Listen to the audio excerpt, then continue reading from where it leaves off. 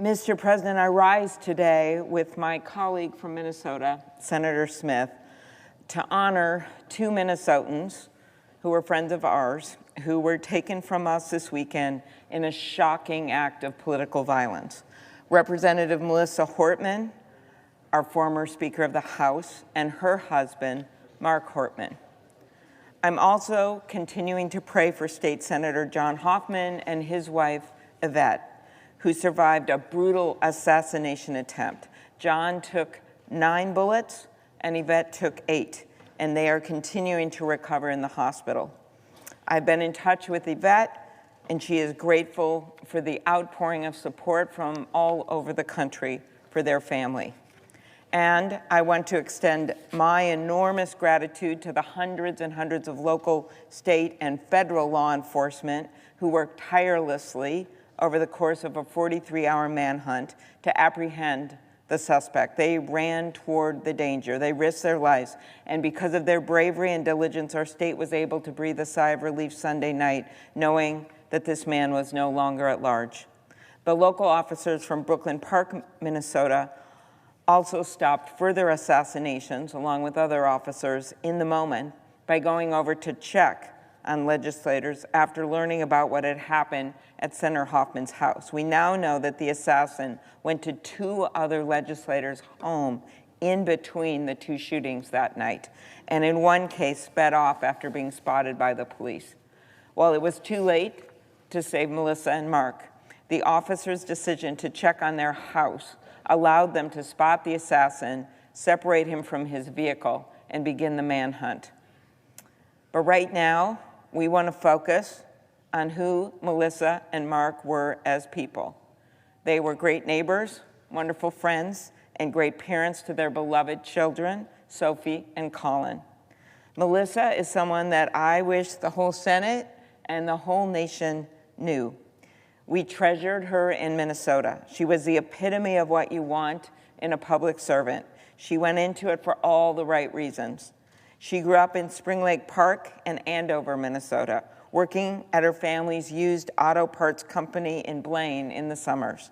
After leaving for college, she came back to Minnesota for law school and began her career in our state. She was always devoted to her community. She was a Girl Scout leader and taught Sunday school at her local Catholic church. And she was always one of the first to raise her hand when someone needed a volunteer for, well, just about anything, including training service dogs for veterans. One of them, Gilbert, was just too friendly for service because he couldn't just focus on one person, and so their family adopted him and loved him very much. Sadly, he was shot that night, and the 2 children had to make the decision to put him down this weekend. How they love that dog. Melissa and I first ran for public office around the same time, both with little kids, me for county attorney's office, her for the state legislature. That's how I got to know her. I was the county attorney, she was running for legislature. We went door to door together, and it seemed like she knew everyone in the district already. She was elected in 2004 and served in the Minnesota House for 20 years, and she left a lasting impact. As a legislator, she authored legislation that created Minnesota's solar energy standard. As minority leader, she guided her caucus with conviction and a sense of humor, and she wasn't afraid to call out the all-male card game taking place during debates. When her colleagues chose to make her the speaker, her first order of business was getting rid of the speaker's mute button.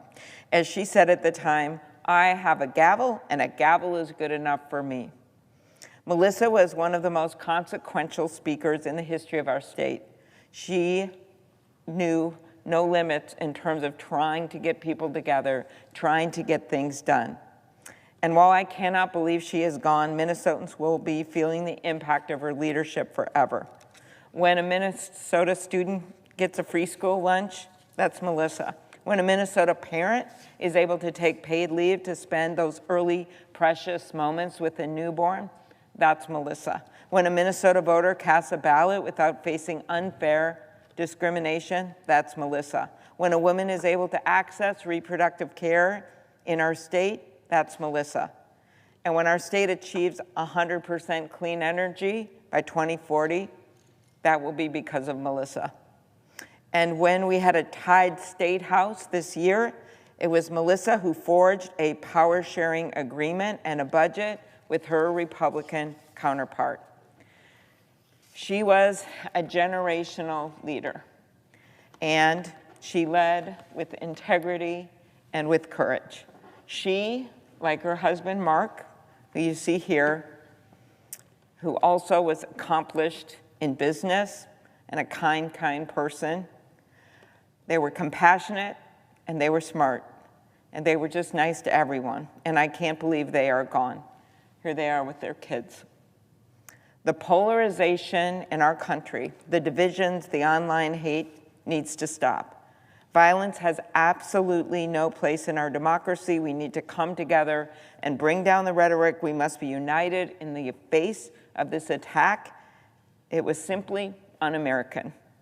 That's why the entire Minnesota delegation, Democrats and Republicans, including Senator Smith, including Congressman Emmer, came together over the weekend to call this violence out. We spoke with one voice to condemn it. And in our state, Melissa's colleagues on both sides of the aisle have done the same. We need to recognize the reality that there are unbalanced people out there, read things online, they believe them, they act on them. We have seen this too many times.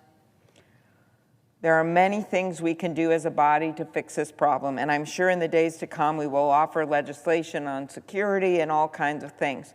But we don't need to pass a law for people to turn down the rhetoric, to treat each other with decency and respect, to act a little more like Melissa and Mark. Mr. President, Melissa and Mark Hortman were the best of us. I am shattered to have lost them, but eternally grateful to have known them. I want to end by sharing a message from their beloved kids, Sophie and Colin. They wrote this just last night. This tragedy must become a moment for us to come together. Hold your loved ones a little closer, love your neighbors, treat each other with kindness and respect. The best way to honor our parents' memory, they said, is to do something, whether big or small, to make our community just a little better for someone else. I urge my colleagues to hear that message, and I'm honored to be here with my wonderful colleague, Senator Smith. Thank you, and I yield the floor.